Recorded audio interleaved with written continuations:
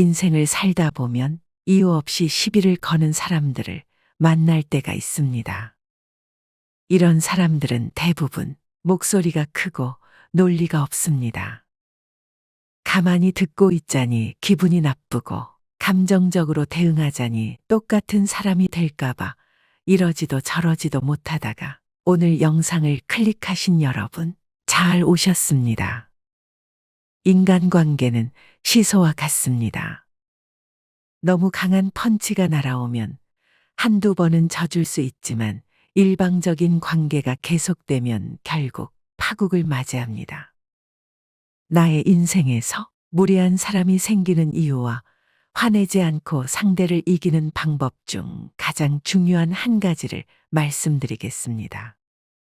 오늘 영상 10분만 집중해서 보시고 무례한 사람들을 지혜롭게 대처하시길 바랍니다. 그 전에 구독과 좋아요 한 번씩 부탁드립니다. 여러분의 클릭 한 번으로 더 많은 지혜로운 영상을 만나보실 수 있습니다.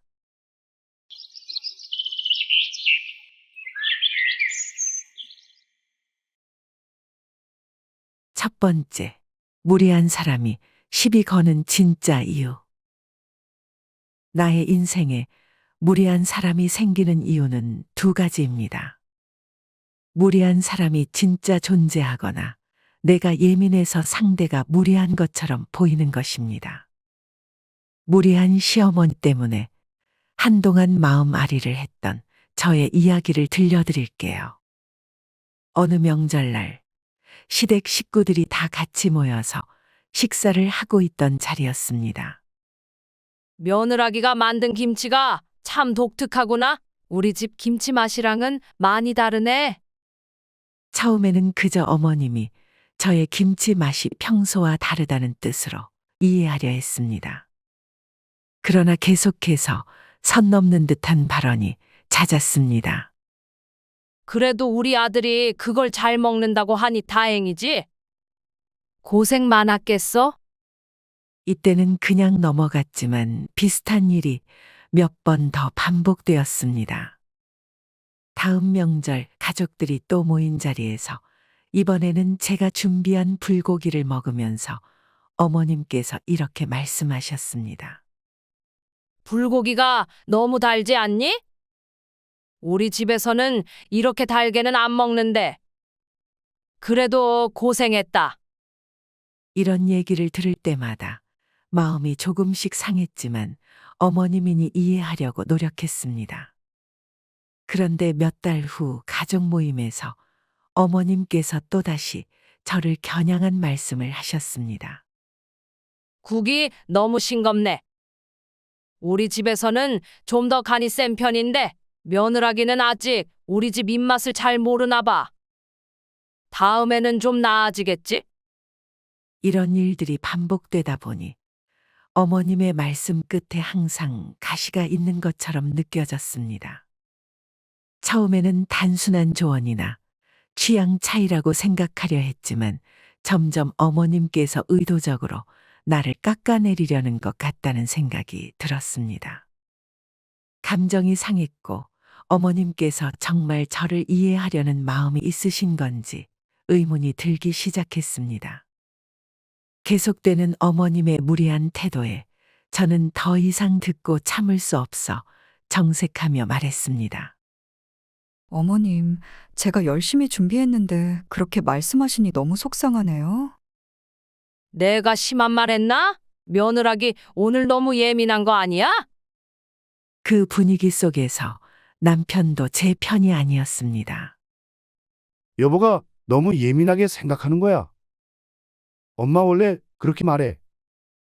저는 그 뒤로 계속 속이 상한 적이 많았습니다. 남편과 어머님 모두 제 감정을 이해하지 못하는 것 같아 더 외롭고 힘들었습니다.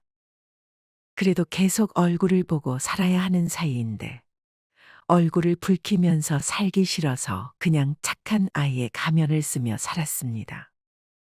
하지만 그 뒤로도 어머님의 무리한 부탁과 태도는 계속되었고 제 속은 점점 골마가기 시작했습니다.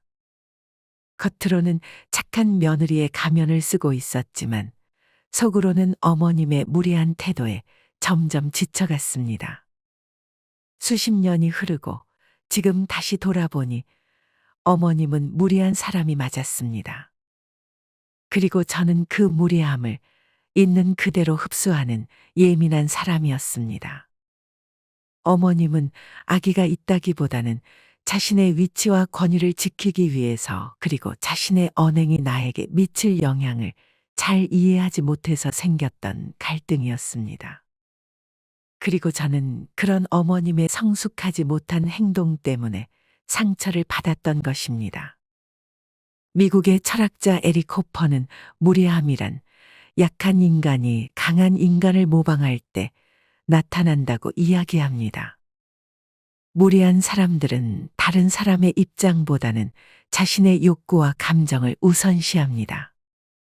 또 스스로 자신감이 부족하여 상대의 약점을 찾아 깎아내려 자신의 가치를 올리기 위해 이런 태도를 보이기도 합니다. 어머님뿐만 아니라 세상에는 무례한 사람이 많고 자신이 무례하다고 인정하는 사람은 드뭅니다. 인간의 특성상 상대방을 함부로 대해도 된다라고 생각될 때 무례함을 쉽게 저지르는 경향이 있습니다. 그래서 상대를 바꾸려고 하기보다 상대가 무례한 행동을 보이는 이유를 알고 이해하는 것도 좋은 방법입니다. 너무 담아두지 말고 적당히 흘리는 습관이 나를 위해 필요합니다. 그리고 너무 부당한 상황에서는 받아치는 기술 역시 필요합니다. 상대의 무례함을 탓하기보다는 나의 마음을 다스리는 것이 더 지혜로운 방법입니다. 두 번째, 무례한 사람 특징 3가지. 무례한 사람을 단순히 미워하는 대신 그들의 내면에 있는 상처와 불안감을 이해해 보는 것도 좋은 접근입니다. 그들의 무례한 행동은 단순히 성격 문제라기보다는 여러 감정적 요인들이 얽혀 나타나는 경우가 많기 때문입니다. 다양한 이유가 있을 수 있지만 가장 흔히 볼 수 있는 3가지 이유를 꼽아보자면 다음과 같습니다. 첫째, 과거의 상처입니다. 무례한 사람들은 종종 과거의 다른 사람들로부터 큰 상처를 받은 경험이 있을 수 있습니다. 이러한 경험들은 그들의 심리에 깊은 영향을 미쳐 타인에게 방어적이거나 공격적인 태도를 취하게 만들 수 있습니다. 둘째, 자신감 결여와 자존감 문제입니다. 무례한 사람들은 종종 자신에 대한 확신이 부족하고 자존감이 낮습니다. 자신을 충분히 가치 있게 여기지 않기 때문에 다른 사람을 깎아내림으로써 상대적으로 자신을 더 나아 보이게 하려는 경향이 있습니다. 셋째, 의외로 외로운 사람일 가능성이 높습니다. 지속적인 외로움은 사람의 정신 건강에 큰 영향을 미칩니다. 외로움을 겪는 사람들은 자신이 사회적으로 배제되었다고 느끼기 때문에 불안감과 분노를 느낄 수 있으며 이러한 감정들은 무례한 행동으로 표출될 수 있습니다.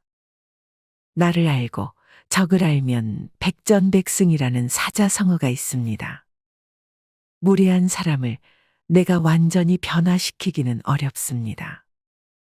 그러나 그들의 행동이 나의 가치를 평가하는 기준이 아님을 기억하는 것이 중요합니다. 세 번째, 무례한 사람을 조용히 이기는 단 한 가지 기술.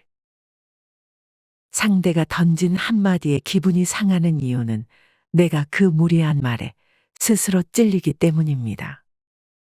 상대가 한 말에 조금이라도 동의하는 부분이 있거나 상대의 행동을 넘겨짚고 곱씹는 버릇 때문에 그저 거슬리는 겁니다. 그의 말이 사실일지도 모른다는 생각에 불안해할 필요 없습니다.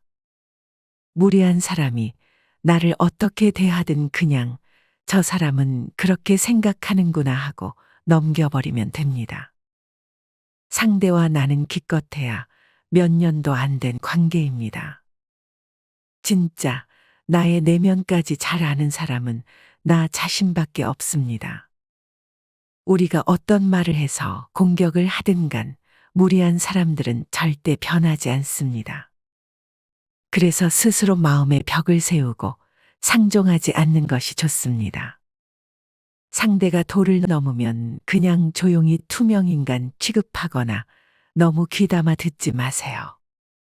침묵과 무시는 인간관계에서 강력한 무기입니다.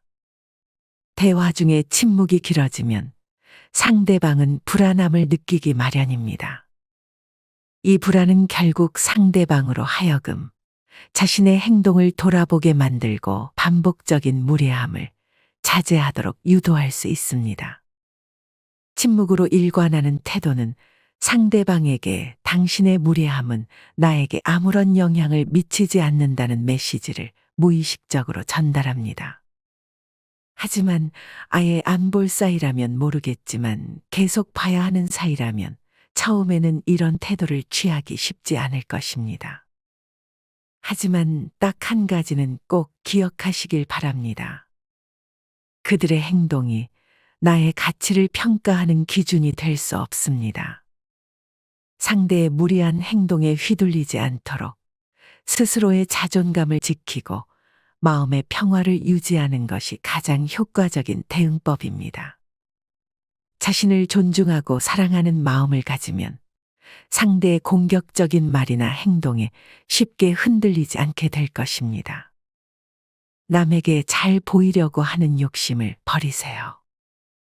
스스로 단단한 사람이 되면 자연스럽게 좋은 향기가 나는 것이 진리입니다. 무리한 사람들로 인해 소중한 에너지를 낭비하지 않고 자신이 진정으로 집중해야 할 것들에 집중해 보세요. 자신을 지키는 방법을 먼저 터득하면 여러분들의 인생은 한층 더 평온하고 긍정적으로 살아가게 될 것입니다. 세상에는 정상이 아닌 사람들이 많습니다. 하지만 이 정상의 범주에 있고 없고는 나의 기준입니다.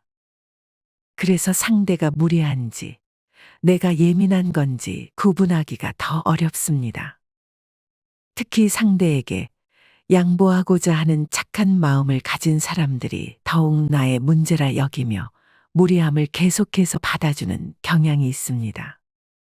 하지만 인간관계에서 장착하는 착함이라는 무기는 처음에는 좋아 보여도 독약이 될 수 있습니다. 착하다는 것은 상대방의 의견만 수용하고 나의 마음을 나 몰라라 하는 것이 아닙니다.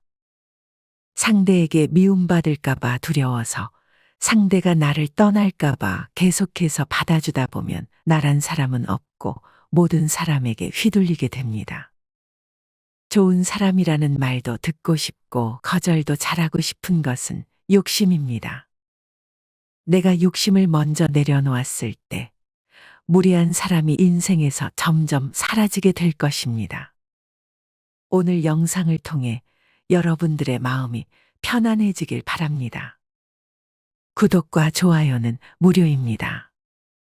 여러분들의 클릭 한 번으로 지혜로운 영상을 더 빠르게 만나보실 수 있습니다. 감사합니다.